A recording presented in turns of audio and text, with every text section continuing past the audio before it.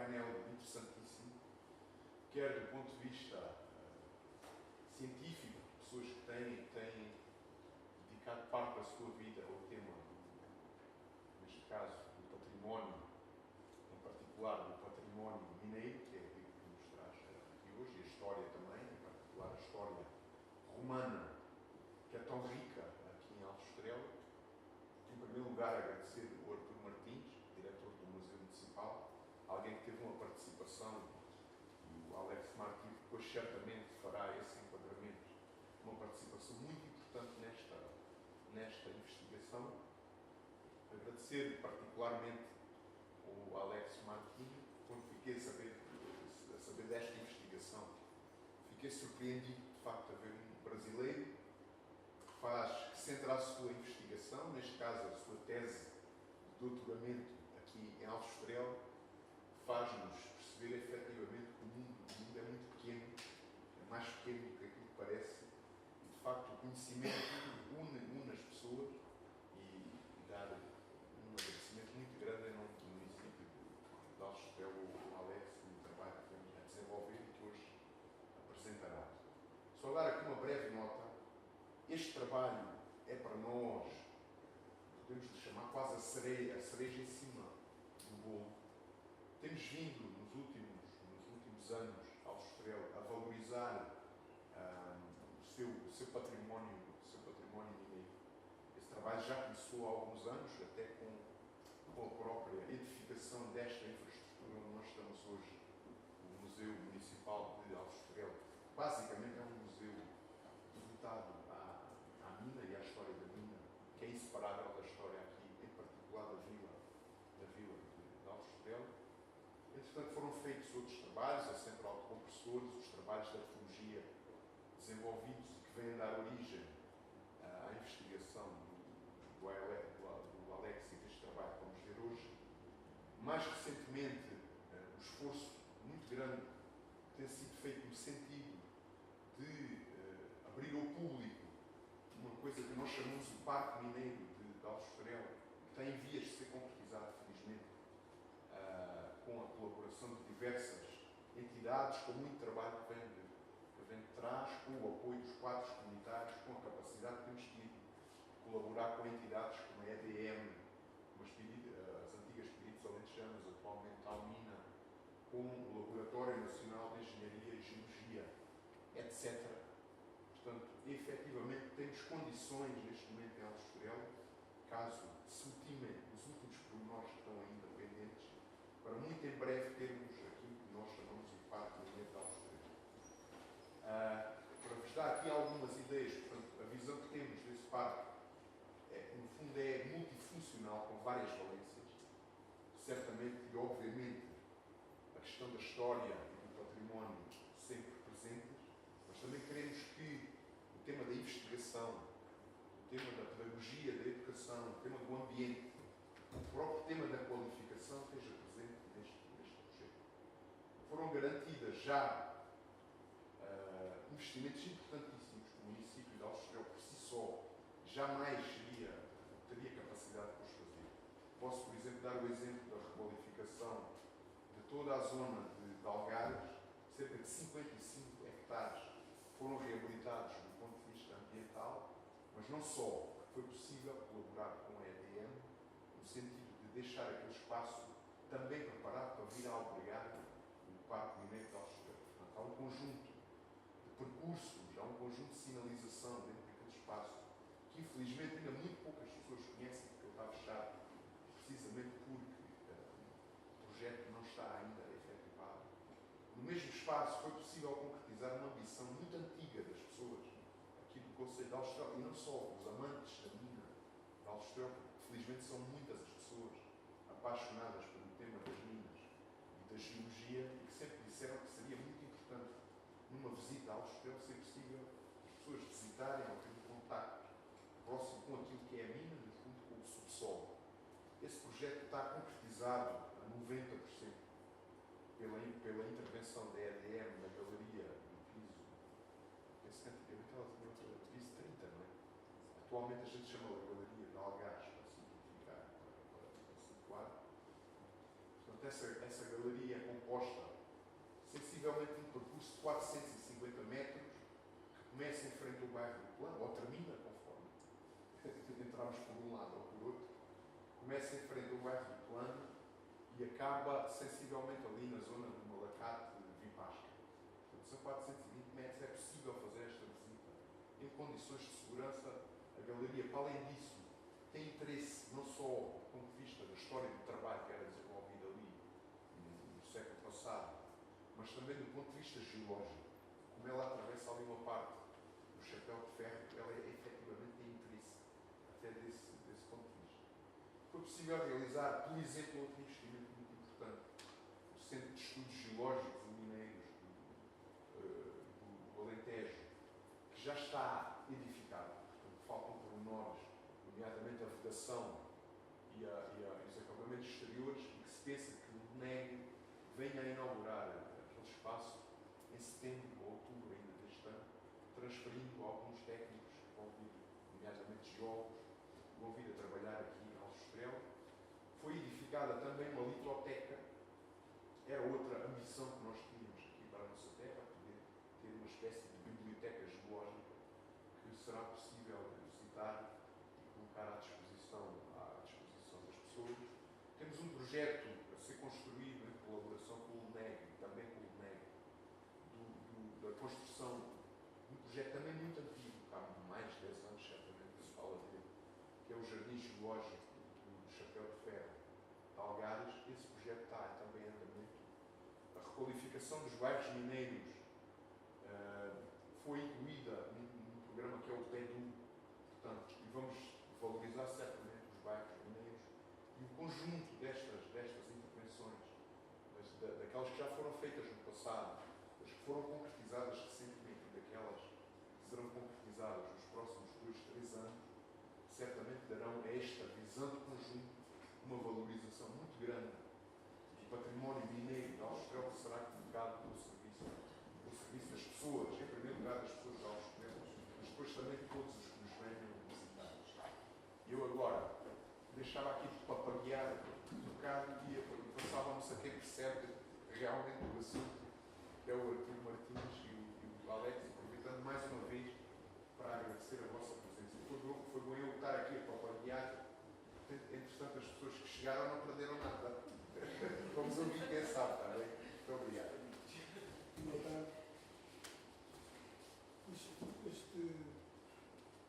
Este trabalho que vamos ver agora é o culminar de uma investigação que começou em 2010 com a vinda do Alex para as escavações aqui de Aljustrel. O Alex estava a fazer na altura a sua tese de mestrado, e a tese de mestrado incidia justamente sobre a mineração na Lusitânia. E pretendia conhecer as minas mais importantes daqui da Lusitânia. Na altura entramos em contacto, aliás ele entrou em contacto comigo, pediu autorização para vir, conseguimos fazer com que ele viesse na altura, e a partir daí ele concluiu não só a tese de mestrado, como iniciou também a tese de doutoramento, baseada na povoação de Vipasca, do lado mineiro de Vipasca. É um trabalho pioneiro, não só em Portugal, mas também no resto do mundo. Que eu saiba, que ele saiba também, não há nada feito neste campo, neste tipo de trabalho, que é da ciberarqueologia, que é uma coisa que eu depois vou explicar o que é.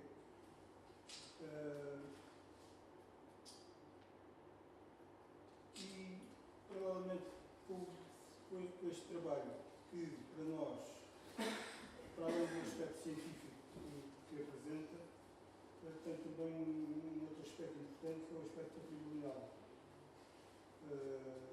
E, como o Marcos disse, se insere perfeitamente naquilo que nós pretendemos para a divulgação do Parque Mineiro.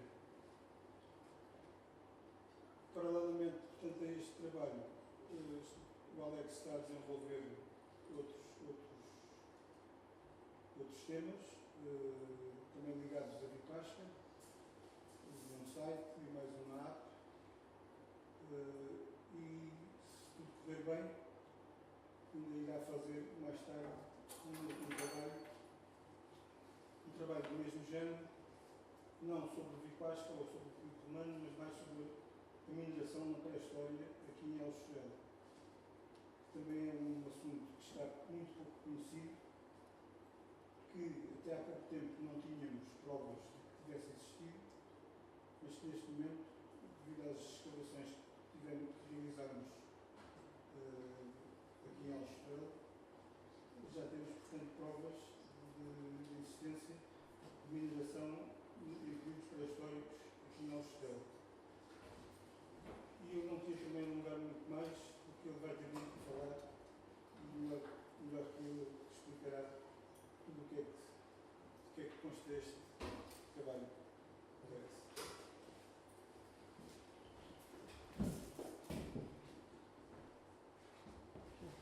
Boa noite já, né? Então, não, boa tarde. Aqui é boa tarde? Lá no Brasil passou das 6, é boa noite que a gente dá para as pessoas. Aqui tem que ser só o rosto. Então, boa tarde. Agradeço a presença de vocês, todos aqui hoje. Agradeço as palavras do Marcos, as palavras do Arthur, o convite do Arthur para poder apresentar esse trabalho que... Só o desenvolvimento 3D que eu vou mostrar aqui foram 9 meses de trabalho ininterrupto, conversando com o Arthur quase que diariamente por e-mail e vindo para cá também visitar o Aljustrel para recolher material e poder levar para o Brasil e desenvolver o 3D. E, bom, já está o meu nome aqui, né, Alex? Eu sou doutorando lá no Museu de Arqueologia e Etnologia da Universidade de São Paulo. Eu sou supervisor da produção tecnológica que o nosso laboratório produz dentro do Museu de Arqueologia, que é o Laboratório de Arqueologia Romana Provincial. O nosso laboratório ele é coordenado pela professora doutora Maria Isabel D'Agostino Fleming, que é a minha orientadora. Ela vem me orientando desde a iniciação científica em 2005, aí passou para o mestrado e agora o doutoramento.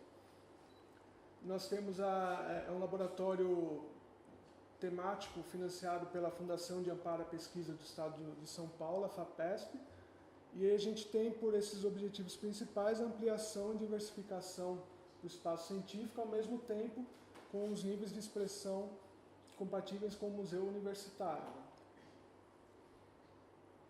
As nossas áreas de atuação, por ser um laboratório de arqueologia romana provincial, por enquanto os pesquisadores do laboratório eles atuam nessas áreas do Mediterrâneo, mas a ideia é que sempre com mais pesquisadores que surgirem a gente consiga expandir também, tal como os romanos fizeram, e consigamos chegar em todas as áreas que os romanos estiveram. Então, cada pesquisador ali estuda uma parte desse mapa, e entre os temas gerais de pesquisa são esses que aparecem, né? Então, são temas gerais, mas que abarcam todo o contexto romano que nós tivemos na Antiguidade. Nós já publicamos 2 livros.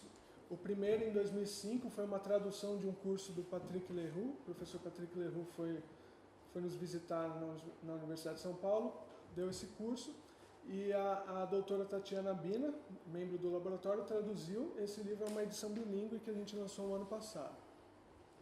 Esse ano, agora, recentemente, em junho mesmo, mês passado, nós lançamos o nosso primeiro livro, que foi o resultado da primeira etapa do laboratório. Foram 2 anos de pesquisa, que são as perspectivas da arqueologia provincial romana no Brasil e as pesquisas do LAR, né? Que é o livro que todos os pesquisadores colaboraram, e ele vai discorrer sobre urbanização, religião, e tem um capítulo sobre ciberarqueologia que eu escrevi, e um capítulo em conjunto com outros colegas pesquisadores, que foi o capítulo que a gente aplicou o nosso produto ciberarqueológico na escola no estado de São Paulo. Agora, voltada para a área que que eu atuo e para a área que eu vou demonstrar depois, nós temos então 3 aplicativos já lançados. Nesse caso aqui foi em 2013, o Roma 360.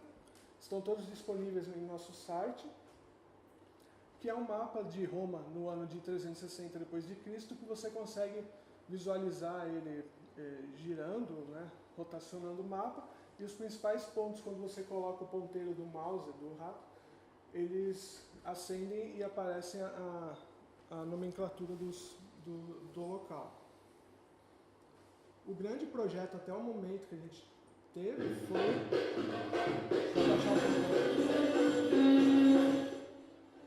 foi a Domus, né? Que inclusive rendeu esse capítulo no livro que eu mencionei. A Domus foi um projeto mesmo didático, em que a gente pegou plantas de Herculano e Pompeia e montamos uma casa ideal, uma casa didática, pois cada cômodo da casa representa um estilo de arte romano. Temos também oficina e taberna. E em cada local que você entra na casa, você vai encontrar o que a gente chama de texto gatilho, que é um texto que surge com uma explicação quando você encosta num determinado local dela. Esse projeto também levou 6 meses para ficar pronto, foi um trabalho em conjunto de todo mundo lá do LARP. E nós lançamos no fim de 2013 no nosso primeiro simpósio. Esse trabalho também está online no nosso website, é possível qualquer pessoa acessar e navegar, ou navegar direto no site, ou então fazer o download para navegar offline. E é que aqui a resolução não está tão boa, mas aparecem os textos mencionando cada área. A gente teve um retorno muito bom sobre o Domus, com contatos de professores, inclusive professora de latim uma vez nos escreveu dizendo que estava utilizando o Domus para ensinar algumas palavras para as crianças menores.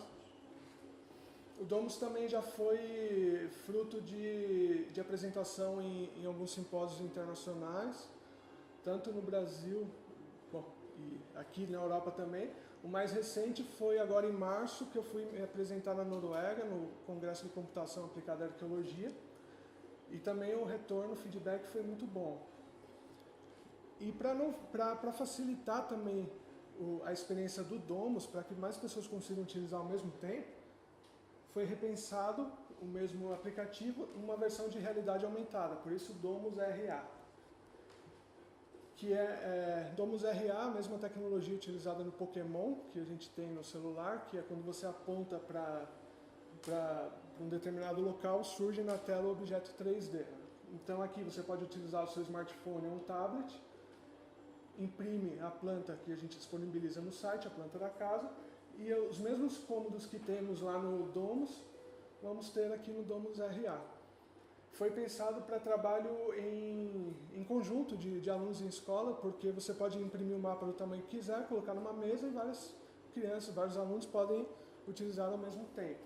Então não é só uma experiência individual, uma galeria 3D interativa também.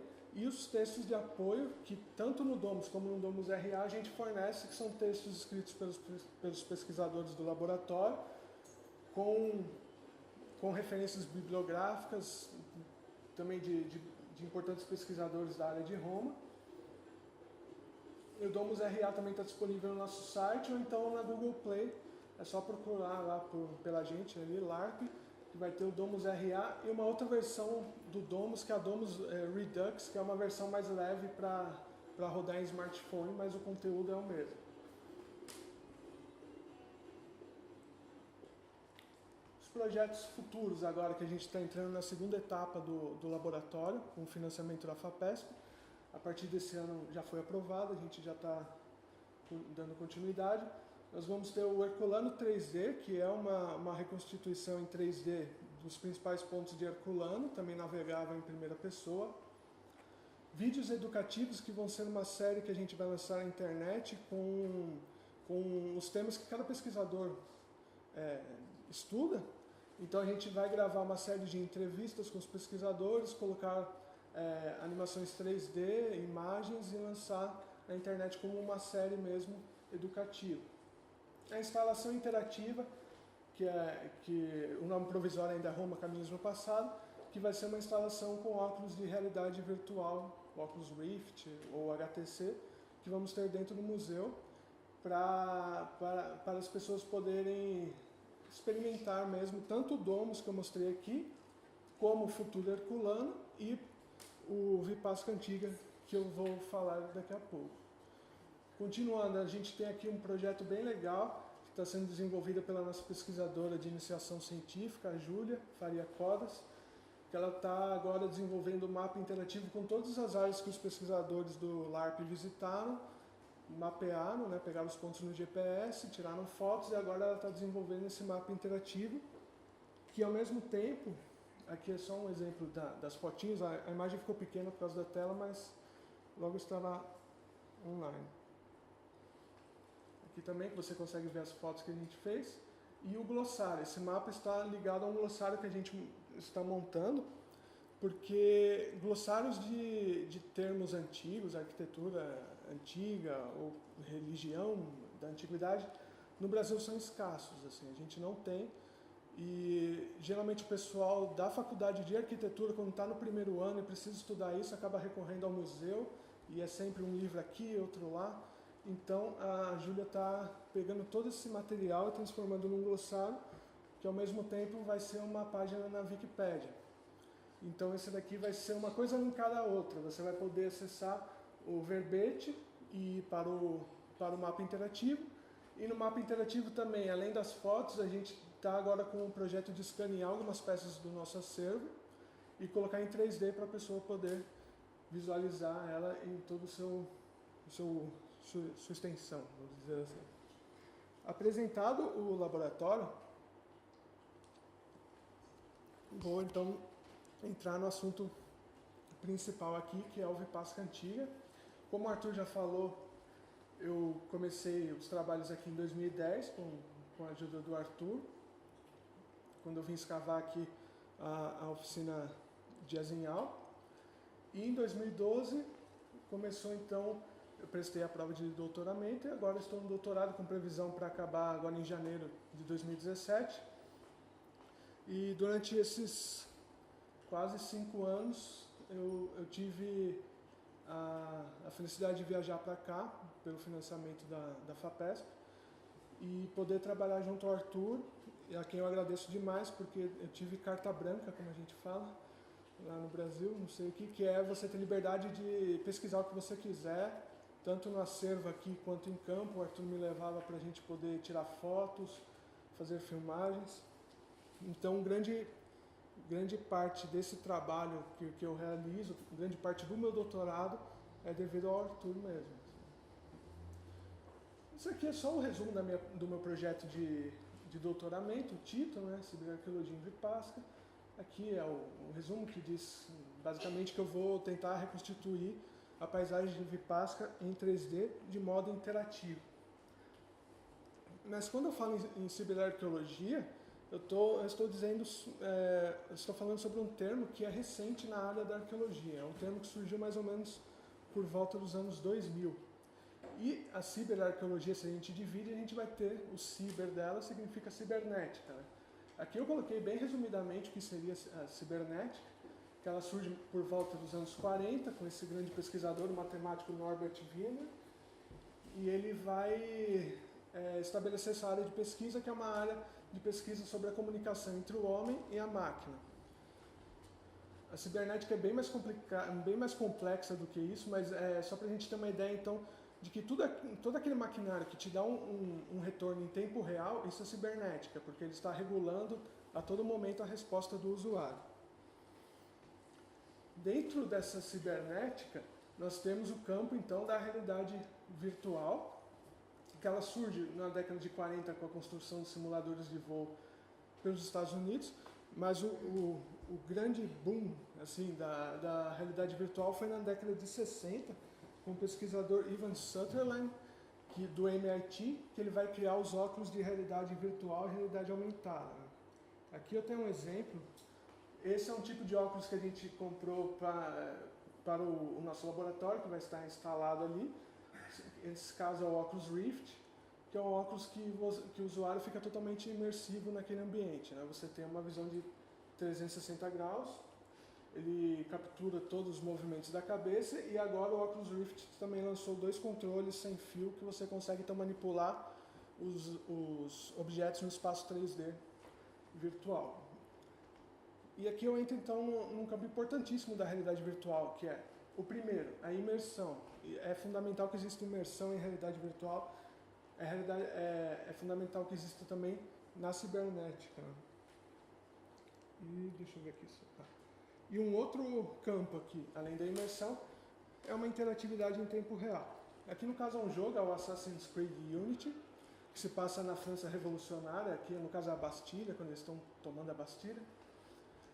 Então, a interação em tempo real, ela vai fundamentar também a realidade virtual, porque se você só apenas assiste um filme no Oculus Rift, você não está interagindo com ele em tempo real. Por mais que você consiga ver em 360 graus, uma atividade passiva. Assim, aqui tem que ser uma atividade realmente que o usuário consiga fazer aquilo que ele quer em tempo real. Aqui no caso você controla esse protagonista, ele está subindo ali, acho que é Notre Dame, né? Enfim. Então todos os jogos de videogame que a gente tem, seja no celular, seja no Xbox, no PlayStation, eles são realidade virtual. Não importa muito se você está com a realidade virtual utilizando um óculos de total imersão ou apenas na frente da TV. Porque é muito comum, pelo menos comigo acontece, acredito que aconteça talvez com o Diogo, por exemplo, que você está ali jogando, mesmo que na frente de um monitor, de uma TV, e você está ali num estado de... Sim, você está realmente imerso naquilo, não é necessário ter um óculos, mas você se sente na pele do protagonista do jogo. Então, a realidade virtual tem essas várias facetas de imersão, desde a mais leve, que é essa do monitor em si, quanto a mais imersiva, que é a do óculos 360. Então, afinal, o que é ciberarqueologia? Eu estou falando sobre ela, mas ainda não cheguei de fato. Ciberarqueologia é a união da cibernética com a arqueologia, simples. No caso da cibernética, é a realidade virtual. Então, imersão, interatividade ligada à arqueologia. O foco do processo ciberarqueológico é sempre a simulação, e ela tem que ser interativa, né, e imersiva ao mesmo tempo. Eu sempre vou falar nesses 2 termos, mas é porque realmente são essenciais para qualquer programa de realidade virtual. E por fim, a ciberarqueologia é um processo de reconstrução, simulação do passado em potencial. Não é correto, contudo, a gente dizer que a ciberarqueologia reconstrói o passado tal como ele era, ou então que qualquer investigador que faça um modelo 3D de um monumento arqueológico, de um vestígio arqueológico, dizer que aquilo realmente é como foi, não é assim. A gente sempre trabalha com hipóteses de trabalho e a gente tenta sempre trabalhar no campo do verossímil, não do verdadeiro. Assim. Se eu chegar aqui para vocês e falar, eu fiz esse modelo 3D de Vipassana, é exatamente assim que era, eu seria mentiroso, não tem como saber. Assim. Nós partimos do vestígio de campo para tentar sempre tentar chegar o mais próximo possível daquilo que a gente acredita que seja o verdadeiro. Sempre deixando claro para o usuário de que é uma hipótese de trabalho, porque o trabalho em 3D tem esse poder muito forte de fazer com que as pessoas acreditem que aquilo realmente era como ela está vendo na TV ou no computador. A gente vê muito isso em programas de TV, né? Discovery Channel, History Channel, que eles mostram aquelas reconstituições lindíssimas, mas não fazem não chamam a atenção do telespectador de que aquilo é só uma hipótese e acabam transformando aquilo numa verdade. Isso é perigoso sempre. Então, entrando agora no Vipassana Antiga de fato. 2 etapas que eu tive no Vipassana Antiga, né, de produção. A primeira, modelagem e texturização, e a segunda, programação. A modelagem e texturização começou pelo problema principal de todo o trabalho 3D interativo, que é o local onde você pisa, né? Então você precisa ter um terreno. Vipasca, no caso aqui é o Justral, Vipasca, tinha esse terreno que é uma espécie de colina, né, descendo do Chapéu de Ferro, para a Ribeira de Feitais e depois o vale ali do Azinhal, a região do Azinhal com a oficina metalúrgica. Essa foto eu tirei agora em março, aqui do topo ali, perto do Malacate. E aqui ficou pequenininho, mas depois eu vou mostrar em detalhes no aplicativo. Essa foi a reconstituição do terreno 3D, como ele ficou. De longe parece que está tudo manchado, mas é assim mesmo, né?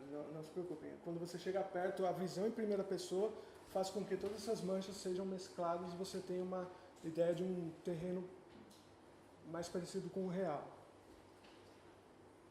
Aqui o Chapéu de Ferro, diferente do Chapéu de Ferro que a gente observa hoje em Aljustrel, que já foi trabalhado ao longo de todos esses séculos. Aqui no caso do período romano, ainda não tão trabalhado, a gente colocou, o Arthur sugeriu que mantivesse um Chapéu de Ferro mais limpo possível, assim, digamos.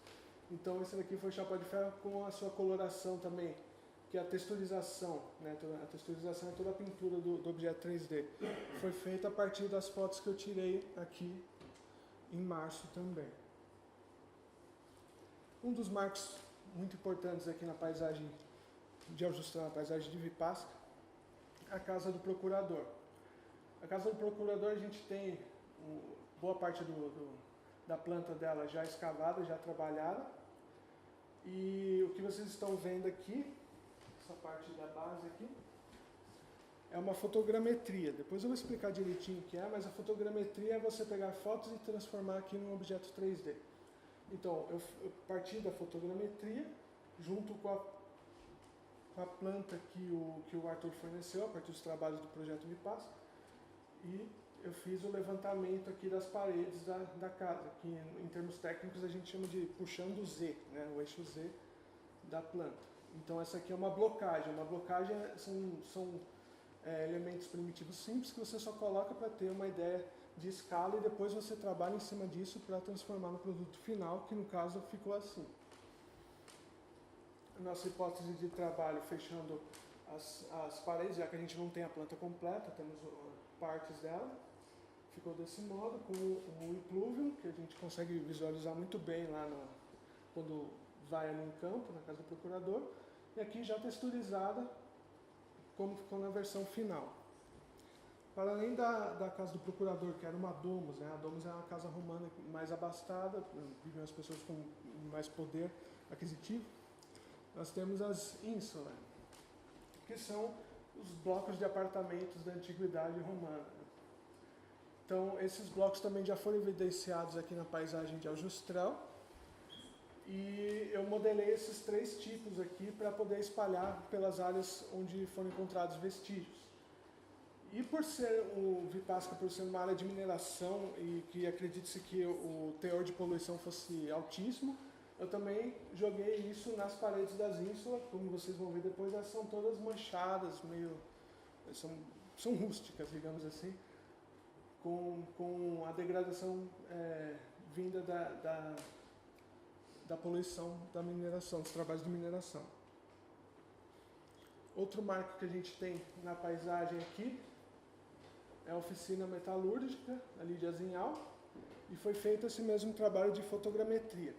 Como eu disse, fotogrametria é você tirar várias fotos e jogar num programa específico e transformar aquelas fotos, após um longo processamento que leva 5, 6 horas, em um modelo 3D. Cada pontinho azul que vocês estão vendo aqui reflete um ângulo que eu tirei a foto. Então você rodeia o objeto, ou se for um objeto pequeno, você gira o objeto, e a partir dele você faz o modelo 3D. Esse daqui é só um pedaço da oficina de Azinhal, porque devido à extensão não é possível fazer uma fotogrametria inteira dela. Seria possível só por drone ou alguma outra técnica aérea. E aqui a planta dela com o início da blocagem aqui das paredes da área de queima dos minérios. E esse daqui foi o resultado 3D que tivemos. Né? Aqui, como vocês podem ver, lembra ali a planta, ó, a área lateral, com as divisões ali também. A área de queima e atrás a área de armazenamento dos minérios. Nós temos agora também, aqui já começa a parte daquilo que a gente não tem visível aqui na paisagem arqueológica de Aljustrel, mas nós temos referidos nas tábuas de bronze de Vipassca. Por exemplo, o balneário, que a gente não encontrou vestígios ainda, mas é citado lá. Então, o Arthur e eu, nós pensamos que o melhor seria colocar um balneário mais didático possível, ou seja, um balneário simples que contivesse todos os elementos básicos de um balneário romano. Então foi feito aqui um peristilo, que é a área do jardim, ou para exercícios, o frigidário, que é a piscina de água fria, o tepidário, que é só uma sala fechada, uma sauna mesmo, com vapores, e o caldário, que é a piscina com água quente. Esse modelo também foi todo feito em 3D nesse programa aqui que eu utilizei, que se chama Autodesk Maya, e depois importado para o programa de fazer a interatividade, que é o Unity, que eu usei. Outro marco que é citado nas tábuas, mas não temos vestígios, né? O pisão. No caso do pisoeiro ali, que é citado nas tábuas de Vipassca. Esse pisão aqui também o Arthur me forneceu material mesmo de etnografia, de pisões aqui de Portugal mesmo. E eu fiz a modelagem 3D a partir dele, que é basicamente a roda d'água que gira e os malhos vão sendo movimentados para bater os panos que ficam aqui, né, para tirar a gordura dos panos que passaram pelo tear anteriormente. E aqui é um mecanismo muito comum nas galerias romanas, embora a gente ainda não tenha encontrado os vestígios aqui em Aljustrel, mas é muito provável que exista, como o Arthur me contou, que são as rodas hidráulicas, né? Que são as rodas onde elas eram montadas dentro da galeria. Aqui no caso é uma foto de Rio Tinto, no Museu de Rio Tinto, uma reconstituição, que a pessoa, o trabalhador ficava aqui dentro e conforme ele andava, a roda girava, tirava a água daqui de baixo e jogava nas cananetas aqui em cima e iam para o nível acima. Então, geralmente elas trabalhavam em série, né? Colocavam aqui, até sair a água da galeria para não atrapalhar os trabalhos. É como se fosse realmente uma roda de hamster, que o trabalhador ficava lá dentro caminhando e girando essa roda. Os sarilhos, né? Que são as roldanas dos poços, né? Também foram modelados, embora a gente tenha os vestígios da madeira, mas elas foram modeladas a partir da maquete que a gente tem aqui na área de exposição do Museu de Aljustrel. Também modeladas com a abertura do poço, todo entabado, e a roldana ali presa, que é por onde saíam os minérios, ou entravam as pessoas, saíam as pessoas. E por fim, outra parte importante são as galerias em si, que as galerias romanas, provavelmente os homens trabalhavam engatinhados nos túneis, né? Aqui a foto que o Arthur tirou lá em março, aqui a reconstituição da pessoa andando engatinhada, e aqui já uma galeria um pouquinho maior da extração. Essa modelagem também foi feita de um modo, digamos, didático, porque ela também contém uma roda d'água ao final dela. Então esses foram os elementos principais que a gente quis trazer para o aplicativo e que a gente acredita que seja uma fonte educativa mesmo, para as pessoas saberem mais sobre a paisagem que está aqui ao redor. A vegetação. O númerozinho aí está bem pequeno, mas a gente colocou na paisagem algumas gramas aqui, também parecidas com as gramas que nós temos na paisagem aqui local, e as duas árvores principais, né, a oliveira e a azinheira também, estão espalhadas pelo aplicativo. Mas não seria a Vipassca se não existissem pessoas, né, por Vipassca. Então nós temos esses NPCs, que são os Non-Playable Characters, que são personagens em 3D que você consegue interagir, mas que você não incorpora, ou seja, você não pode ser um jogador na pele deles, você apenas vai conversar. E aqui são gráficos mesmo da quantidade de animações femininas e masculinas. Foram todas animações obtidas num site chamado Mixamo, que é um site que faz captura de movimentos de pessoas, e eles depois fornecem isso pra gente. Então eu peguei as principais e joguei no esqueleto de cada pessoa em Vipassana. A navegação, aqui já entrando na área de programação. Uma vez que está tudo feito, tudo modelado, tudo estabelecido, a gente tem que dar vida a isso tudo. Então entra a parte de programação. No caso aqui, para navegação, eu utilizei um sistema chamado Waypoints, que são sistemas de pontos, são umas bolinhas amarelas que ficam na paisagem, que eu coloquei cada uma. E você joga uma espécie de esqueleto em cima do seu personagem, do seu NPC, e fala para ele andar por ali de acordo com certas características. Se você quer que ele ande só dentro do aglomerado, se quer que ele ande entre aglomerados, enfim, eu programei também cada um. Foram quase 300 personagens assim programados em Vipassana, e cada um a um sendo programado. E aqui uma parte também super importante do aplicativo, que são as quests, as missões e os diálogos, que é a interatividade do usuário que está caminhando, no caso vocês, com os personagens de Vipassana. O porquê de ter uma missão? Até então, nenhum aplicativo que eu havia criado para o laboratório existiam missões, mas o que eu deixei bem claro na minha mente quando comecei a fazer Vipassana eu quero que existam missões, existam objetivos para os usuários. Então, temos uma missão bem simples em Vipassana, que é você falar com o procurador e encontrar as tábuas de Vipassana que sumiram na região. Então, esse sistema básico vai fornecer como recompensa você conseguir entrar na galeria subterrânea. Então, você só vai ter acesso à galeria subterrânea se você for lá e encontrar todas as 7 tábuas. Mas você também, caso você não queira encontrar as tábuas, você pode conversar com as pessoas normalmente. Assim, elas vão fornecer informações sobre o cotidiano de Vipassana, sobre o cotidiano romano, e você pode interagir apertando as teclas do teclado ou então utilizando um comando de Xbox ou PlayStation. E no caso dos diálogos aqui, também foram programados um a um e foram escritas 596 caixas de diálogo eu escrevi para colocar nesses personagens.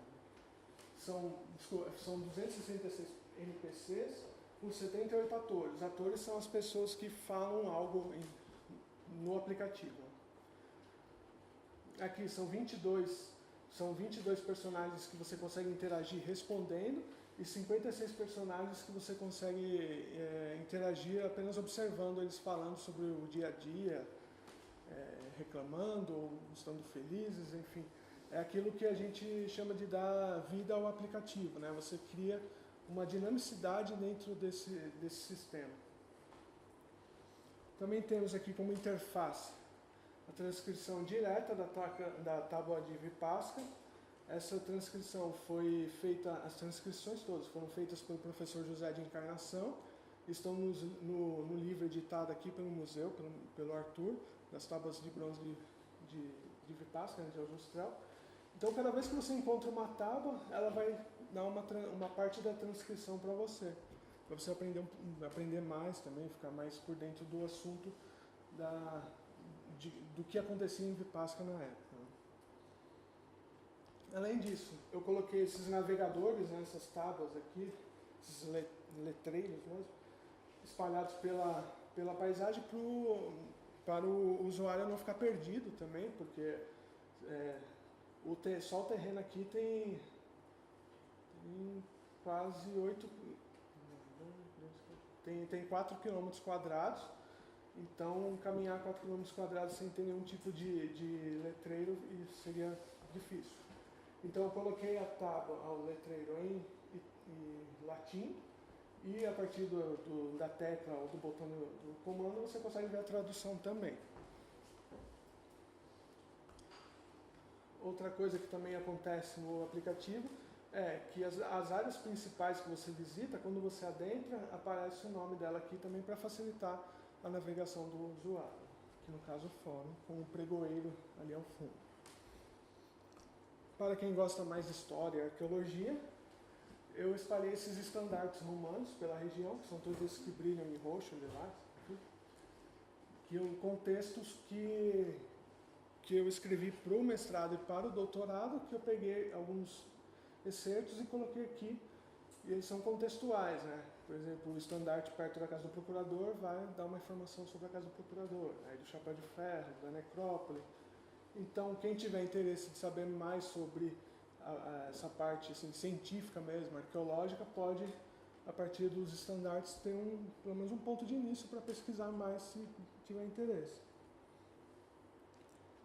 Essa outra interface aqui que eu coloquei, mas na verdade é só para mostrar que, dependendo da área que você chega, surgem na tela esses avisos aqui com a tecla ou o botão que você aperta para interagir com o ambiente. Eu vou mostrar depois ao vivo o que acontece quando eu clico ali. Além do Vipassca mesmo que você navega, tem um Vipassca de visualização, digamos assim, que são as fotogrametrias que eu realizei aqui com o acervo do museu. Aqui no caso uma lucerna que foi encontrada na casa do procurador. São acho que 7 objetos, eu não lembro agora de cabeça, 6 ou 7, que estão lá também numa parte separada do aplicativo para você poder navegar, ver em 360 graus. E uma galeria de imagens, porque eu penso que é sempre importante você colocar uma imagem do vestígio como ele está lá atualmente para permitir ao usuário fazer essa correlação. Para aquilo que eu sempre falei, assim, o 3D não é a verdade, é uma hipótese. Então, eu forneço as ferramentas também, aqui as imagens, para que a pessoa, ela pode ter uma interpretação diferente também. Se tiver, por favor, entre em contato para a gente poder conversar. E, então eu coloco essas fotos aqui, tem da casa do procurador, da galeria, da oficina metalúrgica, para poder mostrar às pessoas o que está em campo atualmente. Aqui eu posso pular porque só um gráfico de desempenho em computadores. Não vai, enfim, resumindo, quanto melhor o computador, melhor o Vipassca antiga vai rodar. Isso é. Mas na academia a gente tem que provar isso por A mais B, então eu mostrei aqui, montei esse gráfico, testei em vários computadores para poder mostrar. Eu tenho um videozinho aqui do Vipassca antiga, mas eu havia colocado esse vídeo só se não conseguisse utilizar ele aqui ao vivo, né? Mas eu vou utilizar ele e a gente mostra para vocês como funciona.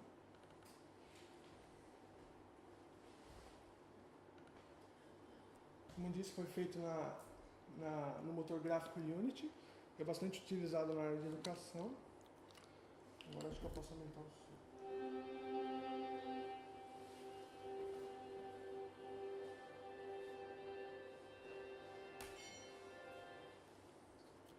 Esse é o nosso menu.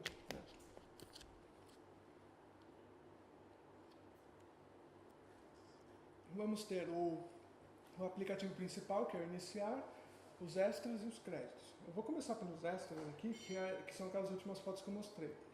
Que são as fotogrametrias e a galeria de imagem. Então, aqui no caso das fotogrametrias, temos aqui a da casa do procurador, né, como ela está ali. Você pode movimentar pelas setas aqui. Ou se tiver o comando do console é melhor ainda, porque fica mais fácil de utilizar. Eu, por exemplo, prefiro utilizar o comando que aí só com a alavanca dele você consegue girar, fica mais prático. Mas quem não tiver ou quem não tiver muito jeito com controles pode utilizar o rato e o teclado. Aqui um esgoto romano que está ali ao pé do chapéu de ferro, a saída, né, do esgoto. A lucerna, como eu mostrei na foto, está aqui também.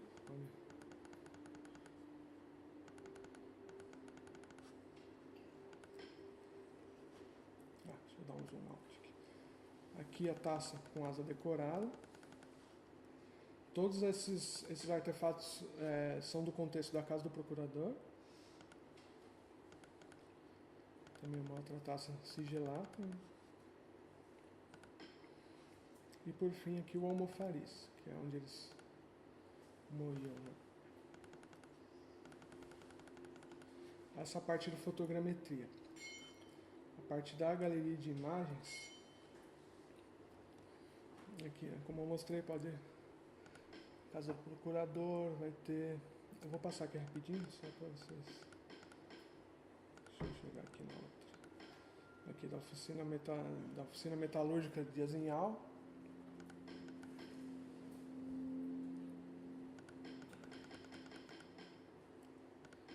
E também vai ter aqui do Chapéu de Ferro e da galeria subterrânea que a gente tem, inclusive na área agora de exposição, quando pega o elevador e desce ali para as galerias para visitar, dá para ver a galeria romana que tem lá. Deixa eu só mostrar uma foto dela aqui. A foto foi o Arthur que tirou. Essa aqui é aquela galeria romana que eu mostrei. Mas vamos para o principal, né? Vamos ver então ao vivo aqui o Vipassca mesmo.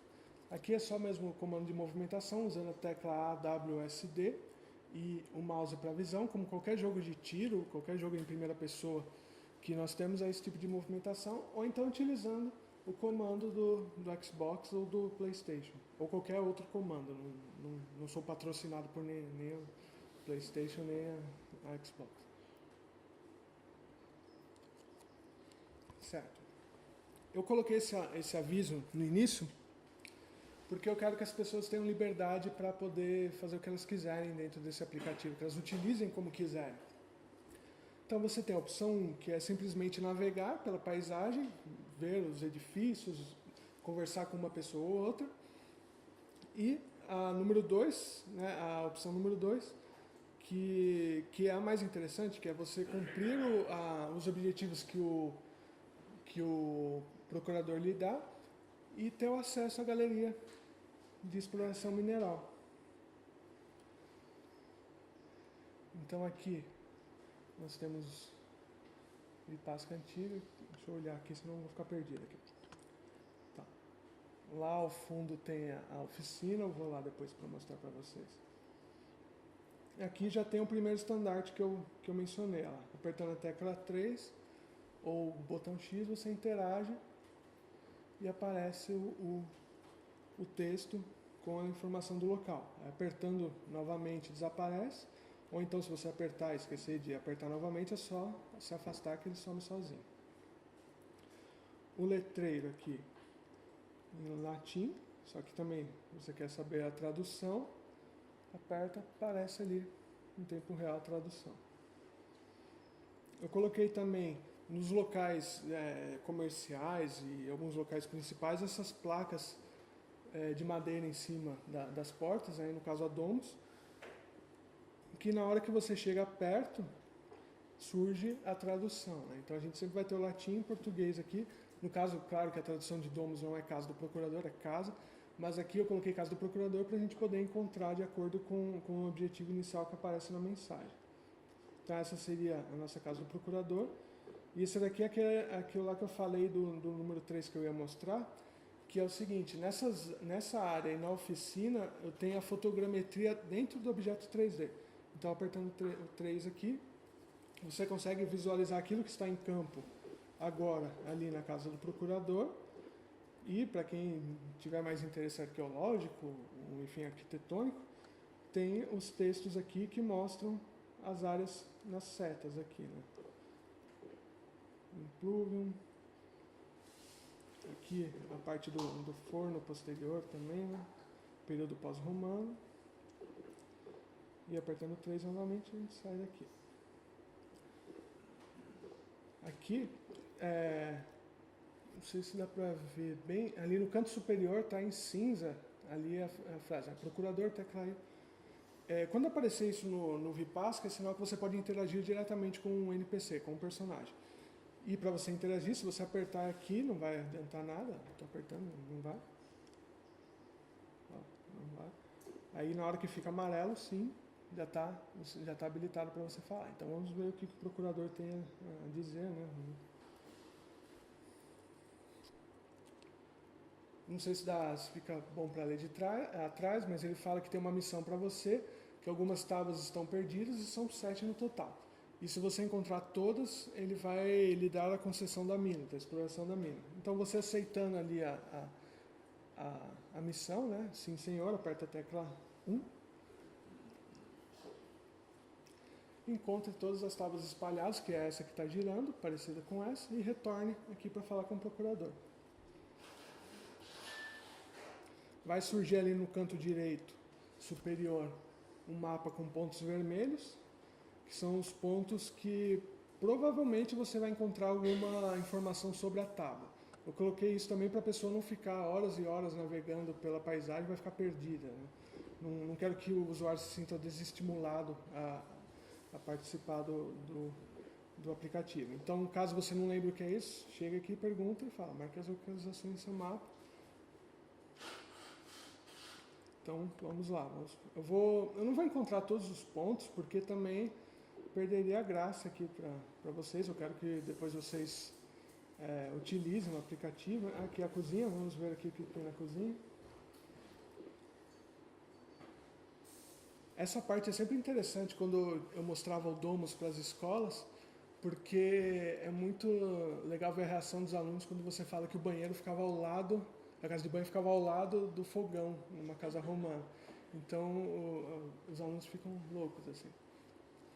E esses textos que surgem aqui na tela são aqueles dos NPCs não interativos que eu falei, que eles ficam conversando entre si, e disso você consegue pegar você pega informações de contexto da região ou da história romana.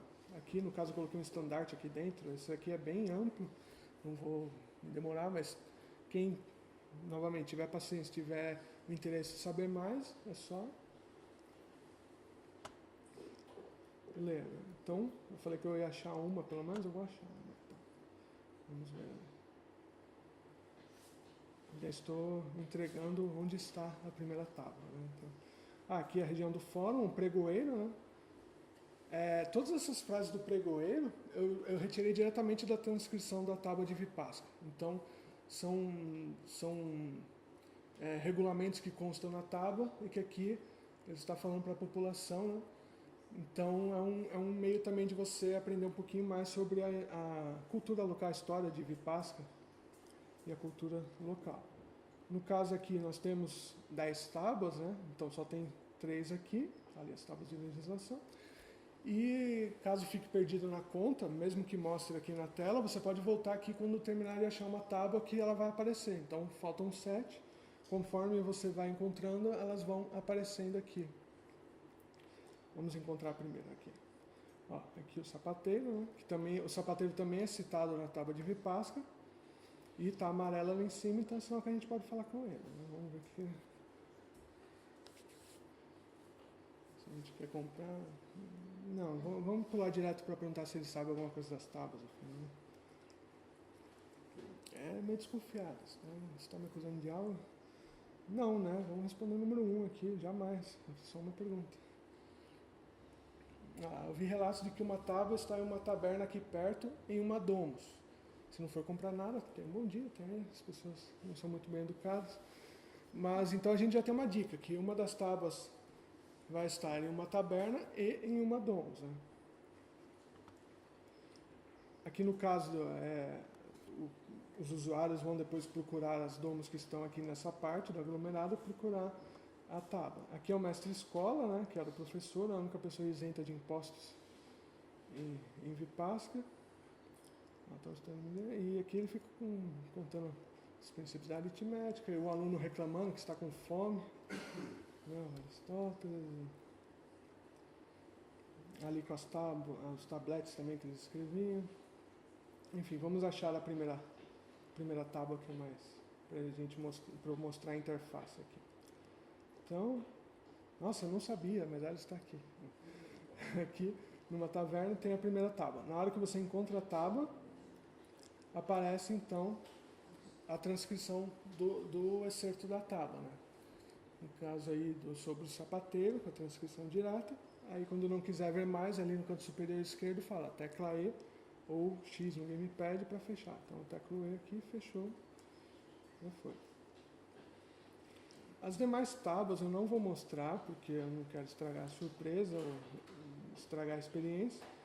Então eu vou só mostrar aqui as outras partes do aglomerado e depois a gente desce ali para a área da oficina. Né? Também com as azinheiras e as oliveiras espalhadas pela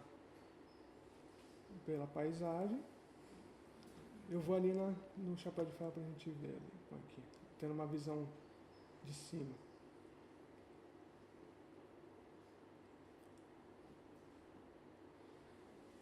Aqui o chapéu de ferro com aquela textura que eu falei, que de cima a gente olha, tem um monte de mancha, mas quando você chega perto aqui em primeira pessoa, você vê que é tudo mesclado. Né? Toda a texturização, ou seja, toda a pintura do terreno foi feita à mão, não teve nenhum programa que fizesse isso automático ou que facilitasse, então foi um trabalho mesmo de pintor, assim. Só o terreno levou quase 5 semanas para ficar pronto. Além da modelagem dele. Aqui o Sariz, né, as rodanas, e ali embaixo tem ali o poço da mineração. Tem uma visão de cima aqui só para a gente ter uma ideia. Eu vou descer ali para a oficina só para a gente ver a área dela ali. É claro, existem caminhos aqui que eu criei, mas nada impede que o usuário faça igual eu estou fazendo agora, que é caminhar pelo terreno mesmo. Ele tem a liberdade total de fazer o que ele quiser. Né? Mais um estandarte aqui, aqui no caso já sobre a geologia de Aljustrel, né? Onde que está? Aqui para baixo. Vamos chegar ali na ribeira então, para a gente ver o que tem ali.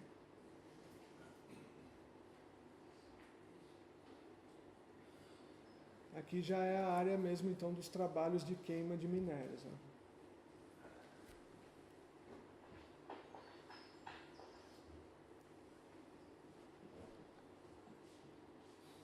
Aqui algumas carroças que transportavam os minérios. E tem o som 3D, então só vai ficar o som alto quando você chegar perto. A mesma coisa aqui da queima dos fornos. Ó. Acho que o som aqui está baixinho, mas dá para... Então, se você se afasta, o som desaparece. Aqui também, no caso da carroça, aqui, são duas, né? Os fornos. E, no caso da ribeira, o som da água, né?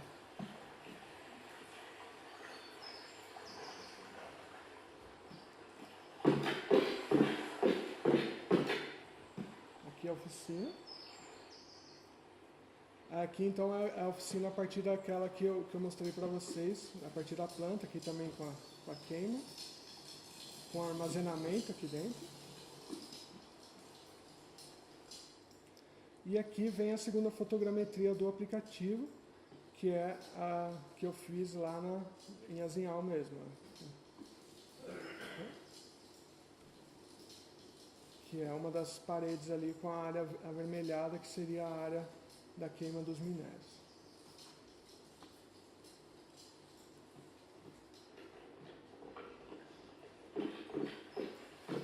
Bom, do aplicativo em si, eu só vou mostrar isso daqui porque eu quero que vocês depois explorem por vocês mesmos, né? Eu vou só terminar a apresentação aqui mostrando uma outra parte que o Arthur e eu fizemos, que é o nosso site de divulgação aqui. A partir de hoje já está lá online, se vocês entrarem no vipasca.com, vai ter o site do nosso projeto, o site que eu montei com o Arthur, em que é possível você baixar o aplicativo, aqui, baixar para o seu computador, tem o trailer ali, aí clicando aqui no círculo azul você baixa para o seu computador, e um outro link aqui, que é um dos mais importantes e que eu peço para quem puder, depois que experimentar o aplicativo, se puder, dar opinião no nosso formulário aqui, que esse formulário ele é importante não só para o trabalho acadêmico, para análises que eu tenho que fornecer à faculdade, mas também principalmente para melhorar o aplicativo em si, né? Então são perguntinhas simples, se foi fácil se movimentar, se não foi, qual o motivo, se funcionou bem no computador, se não ficou travando, se você souber a configuração, fala, se completou a missão, aí tem também a parte ali, a nota, né, do aplicativo, faixa etária, se você é professor, caso você seja professor, qual a disciplina que você ministra e se você puder fazer uma sugestão, uma crítica de como pode ser utilizado em sala de aula, também ajuda bastante a gente. E voltando ao site aqui, nós temos, além dessa área de download do formulário, né, tem aqui mais algumas informações de como foi feito. É que tá meio estourada ali a imagem, mas depois acessando dá para ver aqui. Os pesquisadores, o Arthur. E a gente tem uma área de notícias, né, que é o nosso blog, que eu e o Arthur a gente escreve ali. Por enquanto são só 2 postagens, mas a ideia é que esse site se torne um repositório do assunto Vipasca também, porque a gente tem aqui na seção textos, por exemplo, alguns artigos que o Arthur já colocou ali, artigos relacionados à Vipasca, né? E também a gente, além desses artigos que vocês podem acessar o PDF, temos uma lista de bibliografias sobre a ciberarqueologia, que eu montei ali, e uma sobre Vipasca em si, que o Arthur também já colocou lá. Na parte de miscelânea, vamos ter a parte midiática, digamos assim. Todos os vídeos relacionados à Vipasca estão aqui. Tem um vídeo aqui em 360 graus também. Os vídeos de desenvolvimento, quando fui fazendo, eu coloquei no YouTube e agora estão todos aqui. E existem também as fotogrametrias, para quem, não sei se às vezes tem um professor ou alguém que quer utilizar, mas não tem acesso ao aplicativo no computador, no caso. Ele pode utilizar aqui pelo site, também movimentando a fotogrametria, né? Dando um zoom. Então todos os objetos que estão lá, dentro do aplicativo, também estão aqui. E mais alguns outros que eu fiz durante o desenvolvimento do aplicativo ficaram aqui, além de uma galeria de imagens também, né? São várias imagens aqui, algumas que não estão no aplicativo, mas coloquei aqui. Então, já está online, podem baixar lá. Espero que gostem também, né, do aplicativo. Deem a opinião no formulário, quem puder, muito importante mesmo. Sugestões, críticas, se alguém for professor e trabalhou com o aplicativo na sala de aula, quiser trocar informações também, porque esse mesmo aplicativo a gente vai, por eu ser da Universidade de São Paulo, vai ser lançado também na Universidade de São Paulo e a gente vai aplicá-lo junto às escolas locais, né? Então é sempre interessante a gente ter esse contato com os professores, com os educadores daqui também, para a gente poder ter esse feedback e uma troca de informações, porque é o que eu sempre digo, assim, com toda sinceridade, porque eu criei o aplicativo junto com o Arthur, tendo em mente algo específico. As coisas que eu achei interessante eu coloquei aqui. Coisas que eu acho que pode ajudar na educação, no conhecimento arqueológico. Mas, muitas vezes, vocês mesmos, como usuários, podem dar um uso totalmente diferente daquilo que eu imaginei. O que não é errado, inclusive é muito bom. Então, o que vocês tiverem de ideia, aconteceu, utilizei numa sala de aula, os alunos detestaram isso daqui, mas adoraram aquilo outro. Entre em contato com a gente, tem um e-mail também no site, que é importante a gente sempre trocar essas informações para tentar melhorar cada vez mais o aplicativo e, enfim, melhorar a educação como um todo, né? Eu ainda acredito bastante nisso, que a educação ainda é um futuro, assim, a gente ainda pode mudar a sociedade a partir dela. Então é isso, se alguém tiver dúvidas, sugestão, perguntas, críticas, fiquem à vontade. Muito obrigado mesmo.